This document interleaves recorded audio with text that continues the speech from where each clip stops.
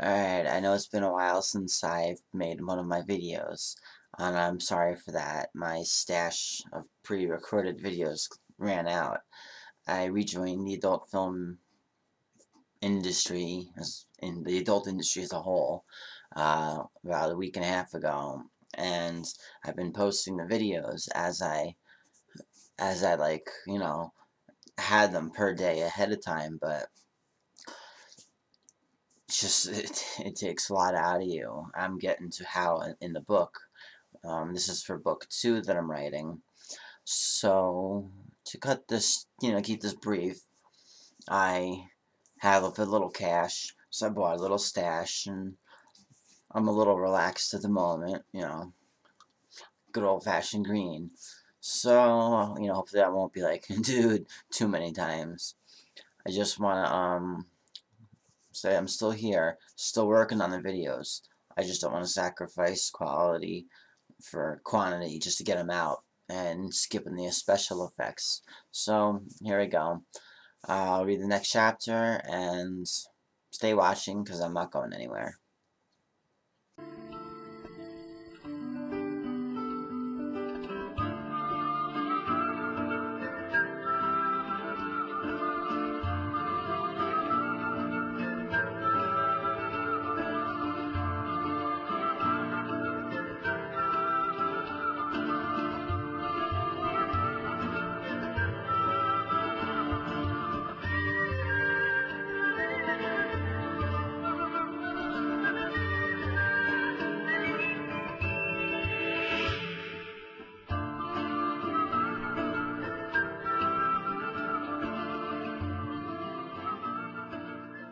Up until September 28th, I was still driving that shitty rental car.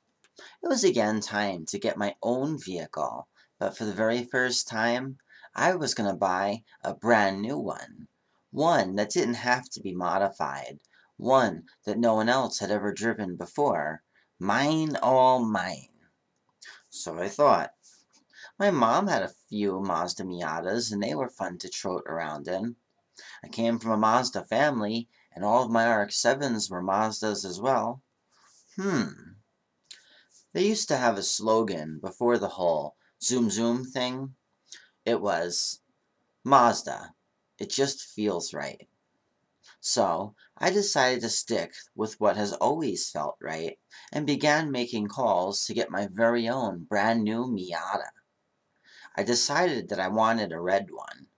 No, I wanted a fuck me red one, like my last RX-7, but with all the options and trimmings. So, I called up the first nearby dealership, and before the salesman even picked up the phone, rather saying hello or introducing myself, I opened up with, "Hey, I want a bright fuck me red Miata with black leather interior, upgraded sound system, and upgraded wheels and all hello?" The asshole hung up on me before I even got a chance to finish telling him what I wanted. The nerve of some people's kids. So, then they called the next dealership, and when the salesman answered the phone, I started out, "Hey, I'm looking for a brand new car, but if you hang up on me, I'm not going to buy it from you." He said, "Okay, go for it." I again answered, "Okay, I want a bright fuck me red Miata with a black leather interior, upgraded wheels, upgraded sound system, glass rear window, all the options, and a 5-speed manual." He said no problem and put me on hold. After a few minutes, he came back and said though he didn't have any red ones, he did have a silver and a green one. "I'll be there in an hour."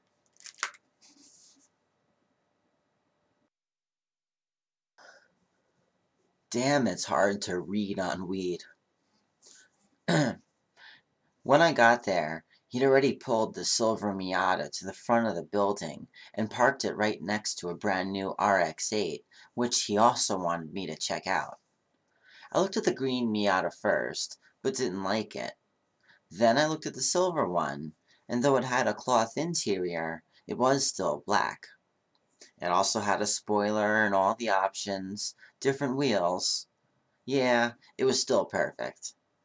I remember it raining that day because just for kicks, I also took the RX-8 for a drive just to hear that beloved rotary engine scream. The car was all over the road as I gunned it down the wet pavement. Test drive guy must have thought I was crazy. Then I finally took the silver Miata for a run, and without hesitation, told him that I'll take it. After all was said and done, I thanked the salesman for tolerating my initial call, and then proceeded to fill him in on my new career. I even showed him my new TNA porn site. Shortly after the chit-chat, I had test drive guy take the Miata back to the rental place with me so I can drop the loaner off. And while there, I couldn't help but notice how close my apartment was, so I kinda offered test drive guy a quickie. I think I knew that my ability to do such normal people things as put your job on the credit application were limited, so it was the perfect time for me to make this rather large purchase. I loved that car so much and even used to think that it was blessed because every time I drove it, the Mazda emblem in the center of the steering wheel reflected at me even when there was no light. And knowing what I know now of the events to come, that car was absolutely blessed. Or at least it was until whatever spirit that was guarding it said screw this. I now had the wings on which I can fly across the country. I felt so free, so alive, and so in control.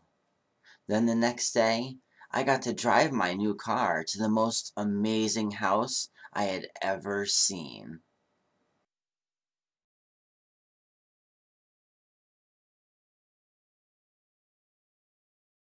Wow, I just spent the night in a $25 million mansion.